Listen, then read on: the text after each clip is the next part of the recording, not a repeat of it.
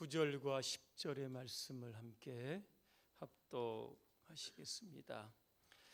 나는 사도 중에 가장 작은 자라. 나는 하나님의 교회를 박해하였으므로 사도라 칭함받기를 감당하지 못할 자니라. 그러나 내가 나 된 것은 하나님의 은혜로 된 것이니 내게 주신 그의 은혜가 헛되지 아니하여 내가 모든 사도보다 더 많이 수고하였으나 내가 한 것이 아니요 오직 나와 함께 하신 하나님의 은혜로라. 아멘. 오직 하나님의 은혜입니다는 주제로 말씀을 드리겠습니다. 오늘은 송년주일입니다. 오늘 세월이 빨리 흘러서 한 해의 막바지에 이르렀습니다. 올 한 해도 수고 많이 하셨습니다. 경기 불황으로 인해서 많은 가정적으로 어려움도 있으셨을 겁니다. 나라적으로 보면 안보와 외교에 어려움이 있었고 또 민심이 분열되고 사회적인 불안이 가중되는 그러한 한 해였습니다. 그럼에도 불구하고 오늘 저와 여러분들 여기까지 이렇게 온 것은 돌이켜보면 하나님의 은혜가 여러분의 가정과 우리 교회와 이 나라와 이 민족 위에 있었다. 저는 그렇게 믿습니다. 지금 이 시간 이 예배의 자리에 여러분 앉아 있는 것만으로도 내가 하나님의 은혜를 받고 있다. 여러분 그렇게 생각하셔야 합니다. 왜냐하면 이 자리에 오고 싶어도 오지 못하는 그러한 분들이 많이 있기 때문입니다. 지난 12월 25일 MBC 그 라디오 스타에 배우 김영호 씨가 출연을 했습니다. 그는 육종암 수술 이후에 처음에 방송에 나왔습니다. 육종암 저도 굉장히 생소한 암인데 제가 좀 찾아보니까 이런 뜻이 있습니다. 몸을 지탱하는 뼈와 피부를 제외한 장기, 지방, 근육, 신경, 인대, 혈관, 림프관 등 우리 몸의 각 기관을 연결하고 지지하며 감싸는 조직에서 발생하는 악성 종양이다 그랬습니다. 그런데 발생 원인이 분명하지 않은 겁니다. 유전적인 요인이 있거나 아니면 방사선을 많이 쐈거나 바이러스에 감염이 됐거나 면역력 결핍 등으로 올 수 있다. 그렇게 이야기를 합니다. 그는 말합니다. 암 진단 후에 빨리 수술을 했지만 치료 과정이 쉽지 않았다. 그렇게 이야기합니다. 현재는 항암 치료를 중단하고 있다고 했습니다. 그 이유는 무엇인가 하면 너무 힘들어서 항암 치료받다 죽을 것 같아서 그만두었다 이야기합니다. 현재 이 육종암에 맞는 약이 없기 때문에 가장 센 항암제를 사용한다고 합니다. 워낙 약이 독하다 보니까 혈관이 타들어가서 가슴 부위에 인공 모터를 삽입을 해서 거기에다 약을 주입했다. 그는 그렇게 이야기를 하고 있습니다. 그는 건강만큼은 늘 자신이 있다고 생각을 했는데 자신에게 암이 오리라고는 생각하지 않았다고 합니다. 암 진단 후에 일주일 동안은 아무 기억이 나지 않는다고 하면서 굉장한 충격이었다. 그렇게 이야기를 합니다. 원래 이분의 종교가 불교였는데 육종암 수술 이후에 기독교로 개종을 합니다. 그래서 부처님보다는 하나님을 찾는다고 합니다. 삶에 대한 간절함 때문입니다. 진행자들이 크리스마스에 무슨 계획이 있느냐 그렇게 물어봅니다. 그때 그는 이렇게 대답을 합니다. 나는 크리스마스에 계획이 없습니다. 내가 이때까지 살 수 있을 거라고는 생각 안 했는데 살아있는 것만으로도 감사합니다. 이렇게 이야기를 합니다. 하나님의 치유하시는 손길을 통하여 오늘 그가 암 치료를 잘 받고 속히 쾌유되기를 간절히 기도해 봅니다. 사도 바울을 정의할 수 있는 한 단어가 있다고 하면 은혜입니다. 한마디로 그는 은혜주의자입니다. 10절에 보니까 은혜라고 하는 단어가 3번씩 나옵니다. 3번씩 강조했던 이유는 결국 자신의 일생을 통틀어서 결국 은혜, 그러한 삶을 살았다라고 하는 고백입니다. 그래서 그는 이렇게 이야기합니다. 내가 나 된 것은 하나님의 은혜입니다. 그러면 바울은 어떤 은혜를 받았을까? 첫째로 그는 구원의 은혜를 받았습니다. 아시시의 성자 프란체스코의 이야기입니다. 한 번은 이분이 길을 가는데 저 앞쪽에서 나병 환자가 걸어오고 있었습니다. 마음 같아서는 달려가서 좀 기도해 주고 싶은데 왠지 더럽다라고 하는 그런 생각 때문에 용기가 나지 않아서 그냥 모른 채 지나칩니다. 근데 그의 마음이 편하지 않았던 겁니다. 그러면서 그는 마음속으로 이렇게 기도를 합니다. 하나님, 제가 나병 환자를 그냥 지나친 것이 큰 잘못입니까? 그때 하나님이 말씀합니다. 왜 그냥 지나쳤는데? 좀 더러워서 그냥 지나쳤습니다. 그때 하나님 말씀합니다. 그러면 너는 그 병자보다 나은 게 뭐가 있는데? 너는 그 병자보다 더 더럽고 더 추한 죄인이었다. 나는 그 모습 그대로 받아주고 너를 사랑했는데 너는 왜 그를 못 보고 지나쳤는가? 마음속에 이런 감동이 오는 겁니다. 그래서 그는 그 즉시 병자에게 뛰어가서 그의 손을 붙들고 기도해 주었다고 합니다. 바울은 과거에 어떤 사람이었을까? 오늘 9절에 보니까 나는 하나님의 교회를 박해하였던 자였다. 그렇게 고백합니다. 그래서 자신이 사도지만 사도 중에 가장 작은 자다. 사도라고 하는 그러한 그 명칭을 감당할 만한 그런 자신이 없는 사람이라고 그렇게 그는 고백하고 있습니다. 사도행전 7장에 보니까 바울의 전 이름이 사울입니다. 사울은 그 당시에 예수를 믿었던 사람들, 특별히 스데반 집사를 돌로 쳐 죽이는 일에 앞장을 섰던 사람입니다. 그가 죽임 당하는 것은 마땅하다. 기독교 박해자입니다. 사도행전 9장에 보니까 대제사장들로부터 공문을 받아서 다메섹에 있는 그리스도인들을 체포하기 위해서 출발을 합니다. 어느 정도 길을 가다가 그는 부활하신 예수 그리스도를 만나게 됩니다. 땅에 엎드려져서 그는 이런 음성을 듣게 됩니다. 사울아 사울아 내가 어찌하여 나를 박해하느냐.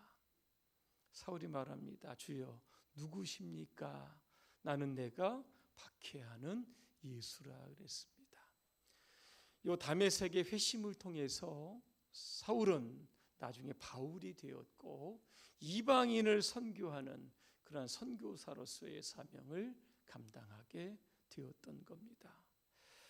존 뉴턴이라고 하는 사람이 있습니다. 1725년 영국 런던에서 부유한 선장의 아들로 태어납니다.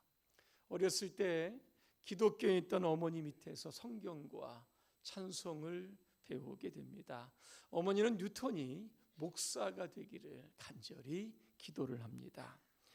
자, 그러나 어머니가 돌아가신 이후에 그는 아버지를 따라서 선원이 됩니다. 그리고 군회를 갔는데 1744년입니다. 해군에서 탈영을 하게 됩니다. 그래서 체포가 되어서 15개월 동안 수감 생활을 하고 석방이 됩니다. 그 위에 그는 노예선에 선원으로 자원을 해서 아프리카로 출발하게 됩니다. 그 이후에 1748년입니다. 아버지의 친구의 배려로 노예선의 선장이 됩니다. 자, 노예선의 선장으로 아프리카에서 노예들을 싣고 아틀란틱 해를 지나 런던으로 돌아오는 중에 큰 풍랑을 만나게 됩니다. 흔들리는 배 위에서 물을 퍼내며 사투하던 새벽 1시경입니다. 루터는 지난날 자기에게 들려주셨던 어머니의 그 성경 말씀이 기억이 납니다. 누가복음 11장 13절입니다. 너희가 악할지라도 좋은 것을 자식에게 줄 줄 알거든 하물며 너희 하늘 아버지께서 구하는 자에게 성령을 주시지 아니하겠느냐. 이 말씀을 붙들고 그는 엎드립니다. 그리고 기도를 시작을 하는데 그동안 노예 무역상으로 지냈던 자신의 추악한 죄들을 드러냅니다. 그날의 회개의 눈물은 휘몰아치는 폭풍보다도 더 격정적이었다. 그렇게 그는 표현합니다. 그 이후에 그는 삶을 이렇게 회고합니다. 그날에 주님께서는 기고만장한 나를 끌어내리셨고 깊은 물속에서 나를 건져내시어 구원하셨다 그랬습니다. 1755년에 중병을 앓고 난 이후에 목사 수업을 받게 됩니다. 루터는 종종 주일 아침에 찬송시를 작사하게 되는데 여러분 잘 아시는 바로 어메이징 그레이스가 그때 작사가 된 겁니다. 찬송가 305장 1절에 보니까 이렇게 시작합니다. 나 같은 죄인 살리신 주 은혜 놀라와 잃었던 생명 찾았고 광명을 얻었다 그랬습니다. 존 루터는 82세까지 삽니다. 82세 전 한 2, 3년 동안은 시력을 잃게 됩니다. 그는 쇠약해진 몸으로 친구들을 불러서 이런 이야기를 합니다. 나의 기억은 점점 사라져가지만 두 가지는 반드시 기억합니다. 하나는 내가 엄청난 죄인이었다는 겁니다. 또 하나는 예수는 나의 구세주가 되신다는 겁니다. 여러분들은 어떻습니까? 바울만 죄인입니까? 뉴턴만 죄인입니까? 돌아보면 우리 모두가 다 죄인입니다. 요즘 새벽에 이사야서를 강의하고 있습니다. 이사야 1장 3절에 이런 말씀이 있습니다. 소는 그 임자를 알고 나귀는 그 주인의 구유를 알건만은 이스라엘은 알지 못하고 나의 백성은 깨닫지 못하는도다 그랬습니다. 죄를 지은 유다를 짐승에 비유하고 있는 겁니다. 우리가 예수 그리스도를 믿고 구원받았지만 오늘 저와 여러분의 삶이 예수님처럼 살아가고 있는지를 돌아보아야만 합니다. 성도라고 하는 이 거룩한 이름을 가졌는데 하나님 앞에 조금도 부끄러움이 없는 삶을 살아가고 있는지를 우리의 자신을 돌아보아야만 하는 겁니다. 죄인된 우리 죽어 마땅하지만 그럼에도 불구하고 오늘 우리 안에 하나님의 은혜가 더 크기에 우리의 삶은 엉망이지만 그래도 하나님의 은혜 가운데 오늘도 살고 내일도 살아가는 것이 바로 저와 여러분들의 모습입니다. 올 한 해까지 우리를 구원하시는 하나님의 은혜가 여기까지 저와 여러분들과 함께 했습니다. 새해에도 더 강력한 주님의 구원의 역사가 저와 여러분들의 삶에 늘 함께 하시기를 간절히 소망합니다. 두 번째, 바울은 현재의 은혜를 입고 살아갔습니다. 성경에서 제일 잘 나가던 왕이 있습니다. 누굽니까? 솔로몬입니다. 127편은 솔로몬이 지었던 시인데 그는 이렇게 쓰고 있습니다. 주님께서 집을 세우지 아니하시면 집을 세우는 사람의 수고가 헛되며 주님께서 성을 지키지 아니하시면 파수꾼의 깨어 있음이 헛된 일이다. 일찍 일어나고 늦게 눕는 것, 먹고 살려고 애써 수고하는 모든 일이 헛된 일이다. 진실로 주님께서는 사랑하시는 사람에게는 그가 잠을 자는 동안에도 복을 주십니다. 이렇게 이야기합니다. 솔로몬은 확실하게 이야기합니다. 하나님 없이 살아가는 인생은 헛수고하는 인생이라는 겁니다. 올 한 해 여러분 마음 먹은 대로, 계획하는 대로, 노력하는 대로 여러분 다 이루셨습니까?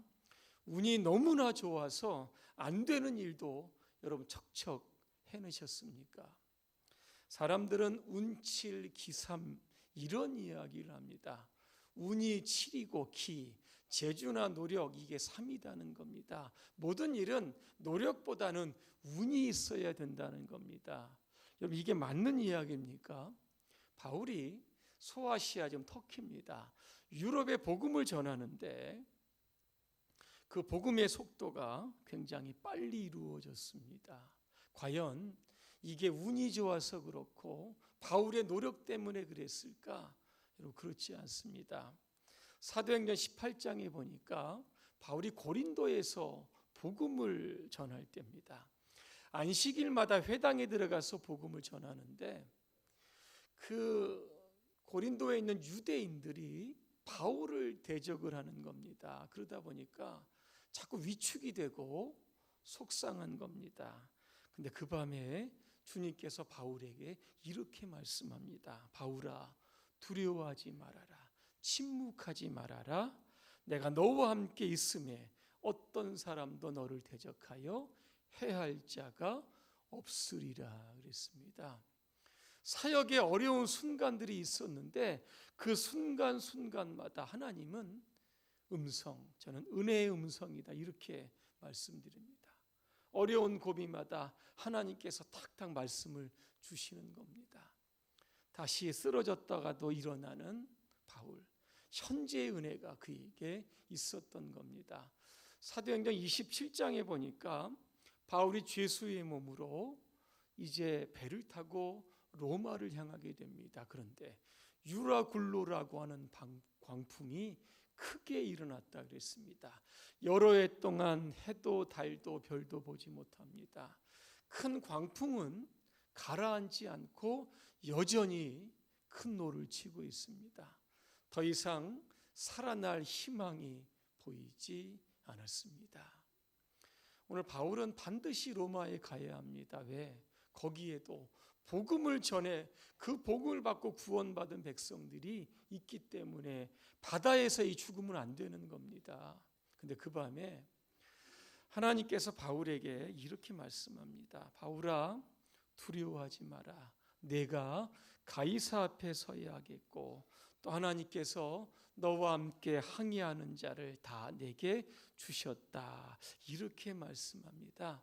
삶의 어려운 순간들이 있었지만 그 순간순간마다 주님은 은혜의 음성으로 바울을 격려해 주셨고 그 말씀을 의지해서 또다시 일어났고 또다시 일어나서 아시아와 유럽을 복음화시킬 수 있었던 겁니다. 날마다 숨쉬는 순간마다라고 하는 복음송 여러분 잘 아실 겁니다. 3절에 이런 가사가 있습니다. 인생의 어려운 순간마다 주님의 약속 생각해 보네. 내 마음속에 믿음 잃지 않고 말씀 속에 위로를 얻네. 주님의 도우심 바라보며 모든 어려움 이기도다. 흘러가는 순간순간마다 주님 약속 새겨봅니다. 그랬습니다. 삶의 고비마다 현재의 은혜를 통해서 우리를 다시 일으켜 주시는 그러한 주님의 은혜를 받고 사는 우리들 어떻게 살아야 할까? 우리는 감사하며 살아야 합니다. 오늘 10절에 보니까 그러나 내가 나 된 것은 하나님의 은혜로 된 것이니 그랬습니다. 이걸 바꿔 이야기하면 하나부터 열까지 하나님께서 바울의 삶 속에 간섭하셨다라고 하는 뜻입니다. 고난도 있고 시련도 있었지만 이 안에 하나님의 뜻이 담겨져 있었기 때문에 기뻐할 수 있었고 감사할 수 있었다라고 하는 고백입니다. 고린도후서 12장에 보니까 바울은 죽은 자를 살리기도 하고 다른 사람의 질병을 고치기도 했는데 정작 자신 안에 있는 질병은 고치지 못합니다. 바울은 그것을 육체의 가시다 그렇게 표현합니다. 가시가 바울을 계속 찌르는 겁니다. 학자들은 심한 간질이나 안질이었을 것이다 그렇게 설명하고 있습니다. 그래서 그는 하나님 앞에 기도합니다. 그것도 3번씩 기도했는데 하나님의 음성이 뭔지 아십니까? 내 은혜가 내게 족하다 그렇게 말씀합니다.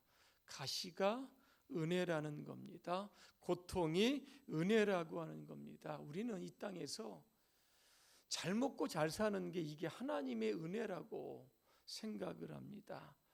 질병에 좀 있었다가 건강을 회복해야 이게 하나님의 은혜가 임했다 생각을 합니다. 실패했다가도 즉시 성공을 해야 이게 하나님의 은혜를 받았다 그렇게 이야기를 하는데 오늘 바울은 육체의 가시 자체가 하나님의 은혜였다 그렇게 고백하는 겁니다. 성공도 은혜였지만 실패와 질병도 은혜였다 그렇게 고백을 합니다. 여러분 헬렌 켈러 여사를 알 겁니다. 그는 삼중고의 장애를 가졌습니다. 시각과 청각과 언어의 장애입니다. 사람들이 물어봅니다. 하나님이 원망스럽지도 않으십니까? 그랬더니 그가 이렇게 얘기를 합니다. 은혜를 헤아리기도 바쁜데 어찌 원망할 시간이 있겠습니까? 감사하고 기뻐하기만 해도 시간이 모자랄 지경입니다. 오늘 저와 여러분의 삶에 하나님께서 허락하신 모든 환경들은 그 안에 하나님의 뜻이 있는 겁니다. 그래서 그리스도인들은 해석을 잘할 수 있어야 하는 겁니다. 기쁨으로 해석을 하고 감사로 해석을 할 수 있다고 하면 얼마든지 어려움은 넉넉하게 이길 수 있는 겁니다. 날마다 은혜로 사는 사람들, 하나님 앞에 늘 감사하는 여러분들이 되기를 간절히 소망합니다. 또 하나는 하나님의 은혜를 받은 우리들은 하나님 앞에 충성하며 살아야 합니다. 10절 하반절입니다. 내게 주신 그의 은혜가 헛되지 아니하여 내가 모든 사도보다 더 많이 수고하였으나 내가 한 것이 아니요 오직 나와 함께 하신 하나님의 은혜로라 그랬습니다. 수고하였다. 이 코피아나라고 하는 건데 몸이 탈진할 정도로 열심히 봉사, 충성, 헌신을 뜻하는 단어입니다. 코피아노, 여러분 코피나게 일했다는 뜻입니다. 바울은 다메섹 도상에서 예수를 만난 이후에 주님을 위해서 코피를 쏟아낼 정도로 그렇게 바쁜 시간을 보냈습니다. 그런데 그 사역의 끄트머리에 그는 이렇게 고백을 하는 겁니다. 내가 하지 않았고 하나님께서 하셨습니다. 우리가 하는 모든 일 내가 하는 것 같지만 사실은 하나님이 하게 하시는 겁니다. 주님의 일도 감동이 있어야 됩니다. 그죠? 성령의 감동을 여러분 누가 주시겠습니까? 하나님이 주시는 겁니다. 감동이 없으면 일이 되지 않습니다. 건강 주셔야 되죠. 물질 주셔야 이게 하나님의 일을 할 수 있는 겁니다. 올 한 해 동안 우리 봉산교회를 위하여 수고하신 여러분 모두를 주님의 이름으로 축복합니다. 올해도 열심히 우리가 주님의 일에 헌신했던 것처럼 새해에도 더욱더 우리가 분발해서 교회의 부흥과 성장을 위해서 함께 최선의 노력을 다해야 될 줄로 믿습니다. 결론입니다. 음악가 하이든의 이야기입니다. 그는 오스트리아 출생입니다. 천지창조를 작곡하게 됩니다. 지나온 살아온 66년의 삶을 돌아보면서 너무나 감사했던 겁니다. 그 감사를 어떻게 보답할까 생각을 하다가 창세기에 나오는 말씀을 가지고 천지창조를 작곡을 합니다. 많은 사람들이 하이든의 이름을 외치면서 곡을 좀 연주해 달라고 합니다. 그때 무대에서 그는 이렇게 이야기합니다. 여러분 잠깐만 하늘을 보십시오. 고개를 들고 위대한 하나님을 찬양합시다. 모든 게 하나님이 주신 은혜입니다. 나는 아무것도 한 게 없습니다. 올 한 해가 저물어 갑니다. 돌이켜보면 후회할 것도 많고 자책할 일도 많고 절망할 일도 많지만, 그러나 이 모든 것이 하나님 가운데서 다 이루어졌고 하나님의 은혜 가운데 저와 여러분 지금 여기에 서 있는 줄로 믿습니다. 오늘까지 함께 하셨던 또 하나님의 은혜가 또 새해에도 저와 여러분들에게 늘 함께 하시기를 주님의 이름으로 축원합니다. 기도하겠습니다. 은혜로우신 하나님, 지금까지 살아온 것 돌아보면 주님의 은혜입니다. 나의 나 된 것도 주님의 은혜입니다. 너무나 많은 하나님의 은혜를 받은 우리가 어떻게 살아야 하는지 앞으로 감사하며 충성하며 하나님의 은혜에 보답하며 살아갈 수 있도록 도와주시옵소서. 예수님의 이름으로 기도합니다. 아멘.